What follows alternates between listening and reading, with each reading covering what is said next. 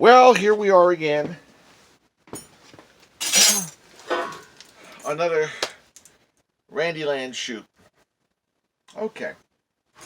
Well, I'm over here in Randyland Central Shops in the hidden bowels of Randyland. I'm working on a project. I ordered sheet metal online, but of course, it didn't come. It's lost in shipment, and I don't have time to waste with that. So I had to go buy more sheet metal, of course, locally, so that way you can pay more money for it. So this is what I'm doing, spending my time. First I have my pattern cut, which was originally designed by a cardboard template.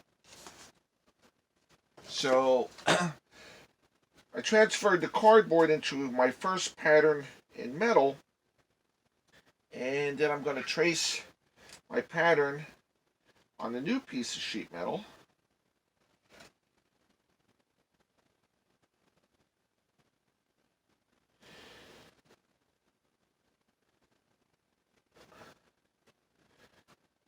Believe it or not, this pen is like 15 years old, and it still works. Go figure. Well, I guess it's kind of like me, I still work.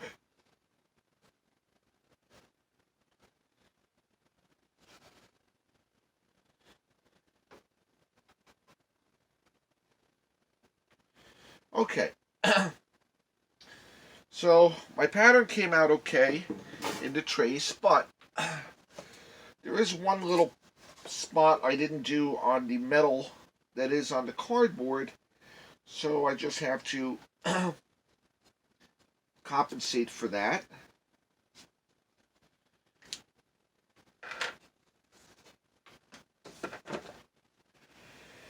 And now I got it pretty much like it is, and I'm sure it's not going to show with those very thin lines on the video camera. So we have our trusty tin snips, our aviator shears, and we're going to make a few cuts here.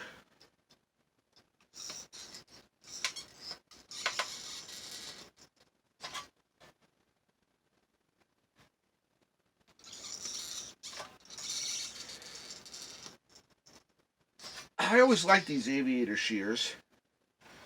They're always pretty good. Get a little more control than you do with the actual tin snips. It's very important to have accurate spots, particularly in certain key positions where I gotta have exact points where my markings are. And I can use my tin snips for a little bit of a straighter line. Alright.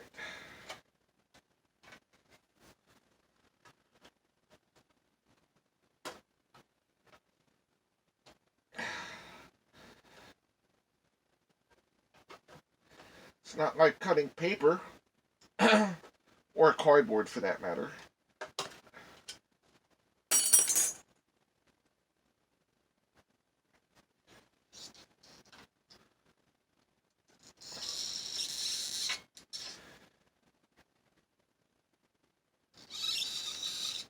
There's always a little mystery when you're making little projects.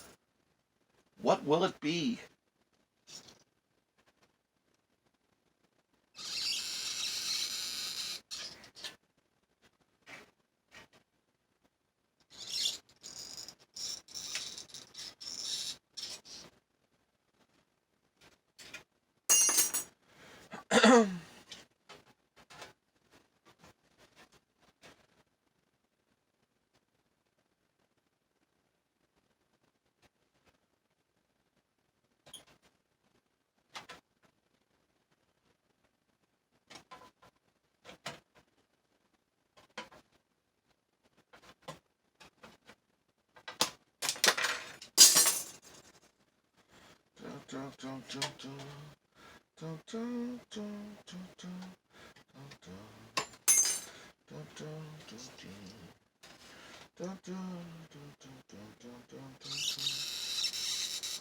I'm humming that song I got in my head from the 1910 radio record.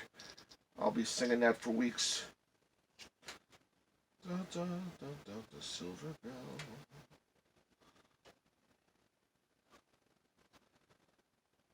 Such great songs they had back then.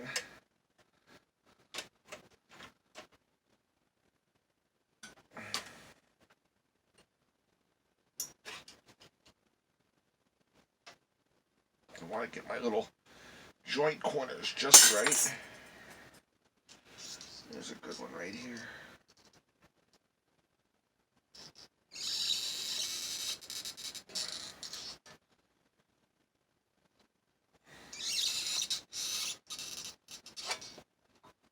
When you make your pattern, you have to take into consideration all your angles and your tabs. Because when you're working with sheet metal, you have to have extendable tabs for bends and for welds. And it's all going to be calculated out with your original pattern.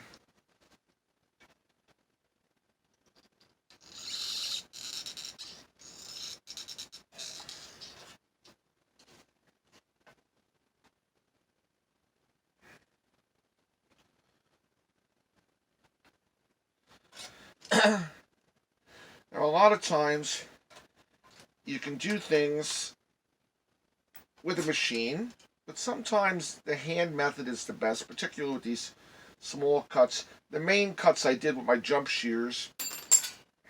Yes, I have a jump shears. I have my little metal shop here with my bench brake and spot welder and all that good stuff. I never had a spot to set up my lathe.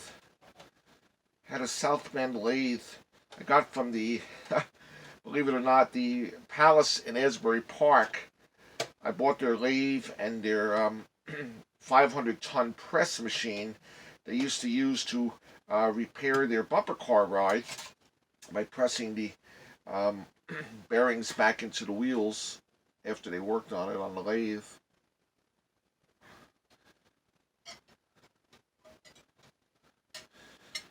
Bumper car ride sitting in storage since 1988. It's a nice Lussy system with the stainless steel 4 plates. I think it's 18 cars, and it had the original bumper cars were designed with a center island, so you didn't have head-on bumping, and the walls were actually spring-loaded, so that when you bumped into the wooden bumpers on the wall, like a curb, they had giant springs that would take the impact of the car, and it would actually spring you off, and sometimes send your car into a little bit of a backspin, which was really pretty interesting, a different experience. Bumper cars today are watered down big time, and they don't have the same feel, but I got that nice bumper car ride sitting in storage along with the dark rides that I got from the Palace in Asbury Park. All in my future plans someday category, which I don't know if I'll have enough time to do, but we'll do our best. Do the best you can with what you got. There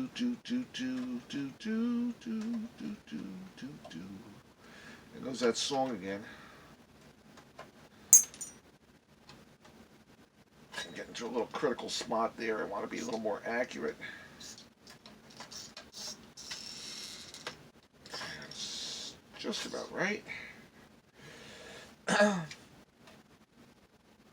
It's not always to get into the positions that you need to get into.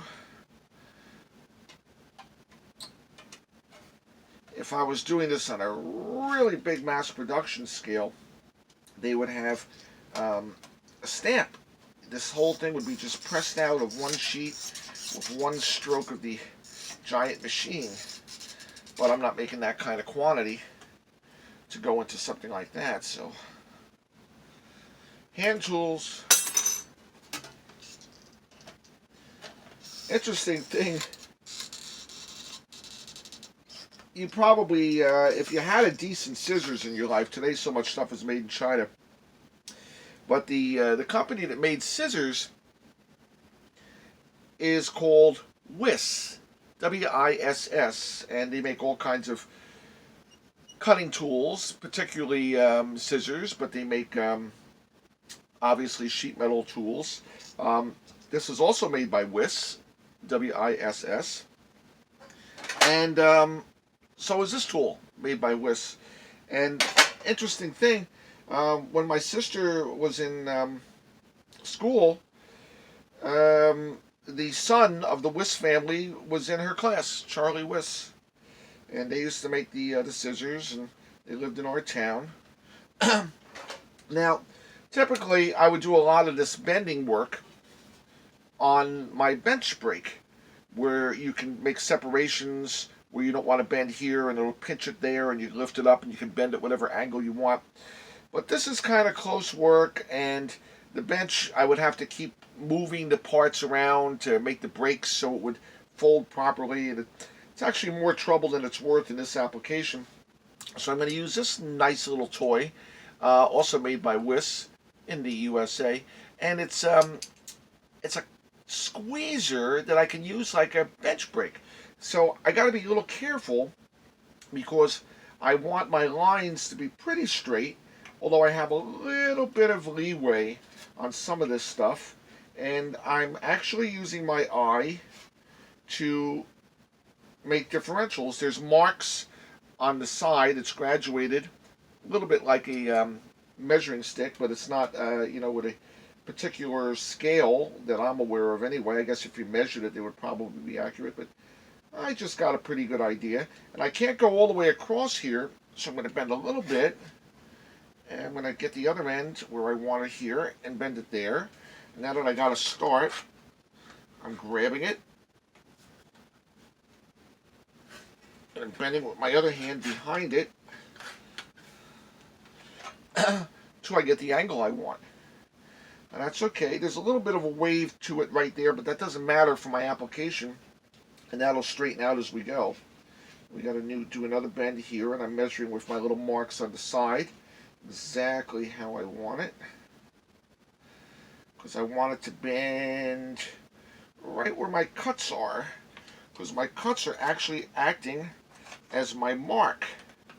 And if your pattern was accurate and your cuts were accurate, the cuts and the points will actually make the metal fold pretty well to where you're going, as long as you're within the general distance. And this is a little piece here, but my piece is too big, so I'm going to grab it from the side, and the metal itself will help me a little bit because of the cuts. Oh, I'm going the wrong way here. There we go. I want to go out on that one. That's okay. And now we'll get this here.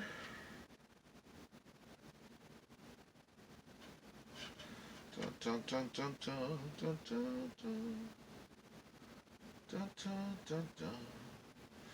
Dun, dun, dun, dun. Dun, dun, dun, dun, dun, dun, dun.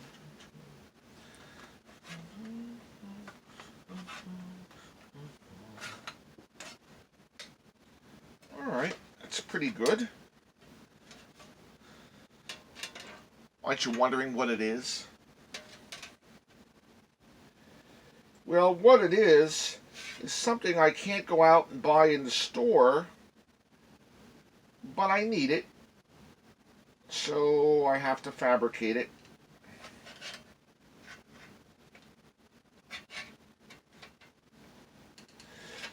A lot of times with older games, if you can't get a part, they're not available anymore, and it's something you can make, you do your best and you make one. Electronically, you got to work around things sometimes, but that's okay too. Now this one I have to bend first because it's a complete fold over before I bend the other one as a wraparound.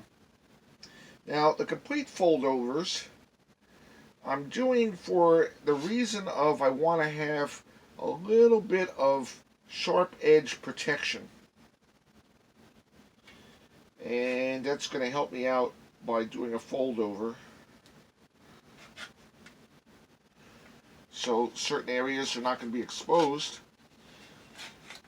to people's hands. So I'm going to bend it more than I need to bend it so that I can squeeze it down. And this would be really easy on a bench brake, but not so easy to do with a hand job. Now this guy on the end.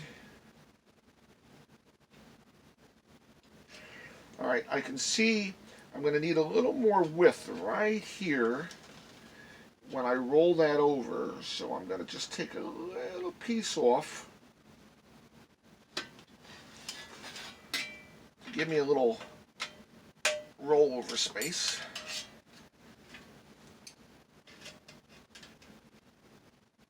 Alright.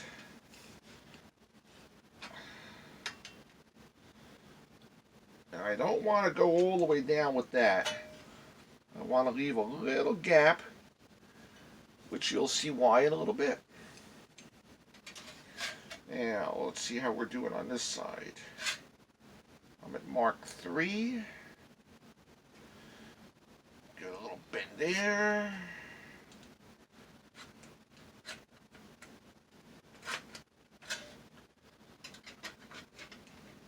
A little bend there. Okay, now this piece in the middle, that's a tough one. I really can't get into that. So I'm going to have to force it.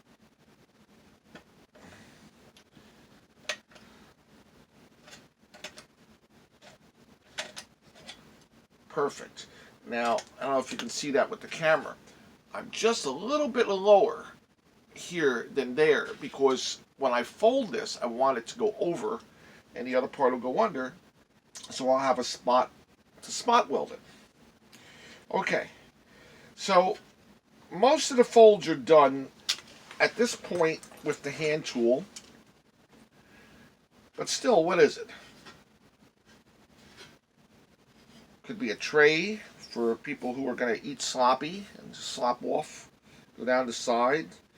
Could be a shiny necktie. Nope.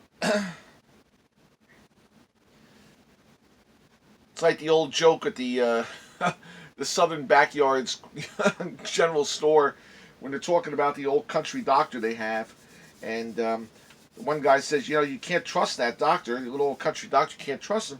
He says, I went into the country doctor. I says, doctor, what do you do for yellow teeth? He says, wear a brown bow tie. Well, there's more to that, of course. All right, now, because I have cuts here and there and here and there, the metal should actually work with me. There we go. I got a nice 90-degree fold, just like that. And my first part went under my second.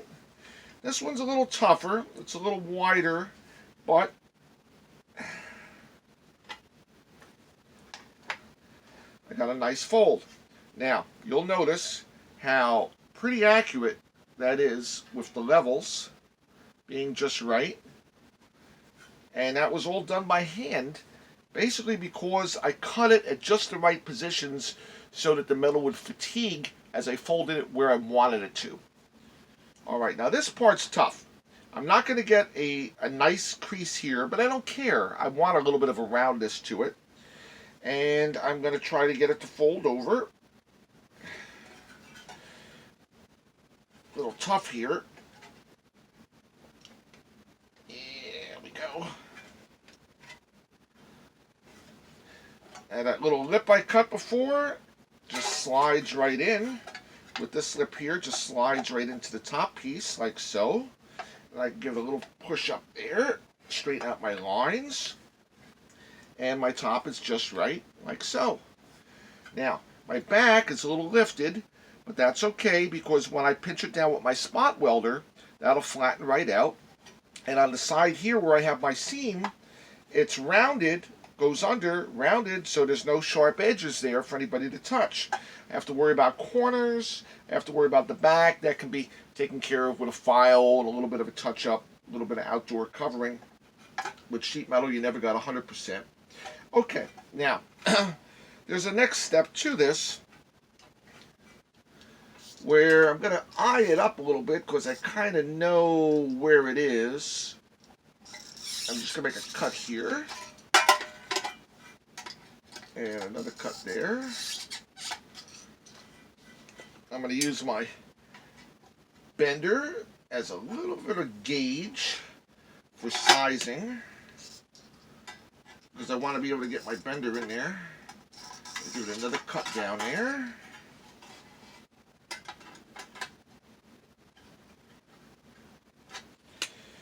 And one more over here. Okay, on this side, just about here, and in this particular area, I don't have to have an exact science. It cuts like that. Now I got to pull it apart a little bit in order to get my bender in there. I want to bend that down. Can't bend it all the way, but I can get it going. That's pretty good. Now I can give it a squeeze from the top, because I want to just fold that over. This will actually give the metal strength, but it also widens the area in the spot that I need it to be wide. Now this here, I got to stretch it a little more to get that in. Now you know I made it the size of the bender, so I can bend it down. And I can bend this one down. Give that a squeeze. Give that a squeeze. And now we can push it a little bit back together again.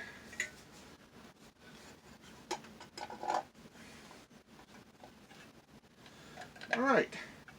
There we are. Now what is it? A napkin holder? No. Here we have your handy dandy electronic coin entrance plate for an arcade game. And this will be a housing that will go right into, and you'll see the holes here for the screws will be able to screw into my tabs, just like so. And the plate itself will cover any sharp edges there. The sharp edges there will cover it up.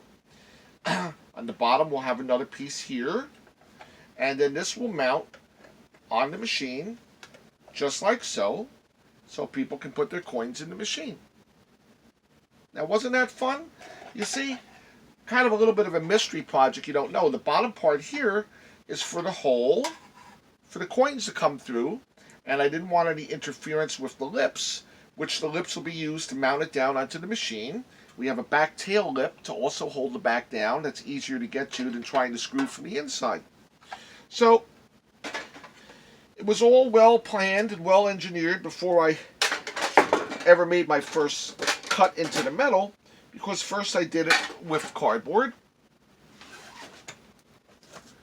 made my template, made my changes. There were actually a few changes to the cardboard because I wanted it taller here, and then I made the compensation when I made my first metal template, and then I used that for a tracer, and it goes on down the line.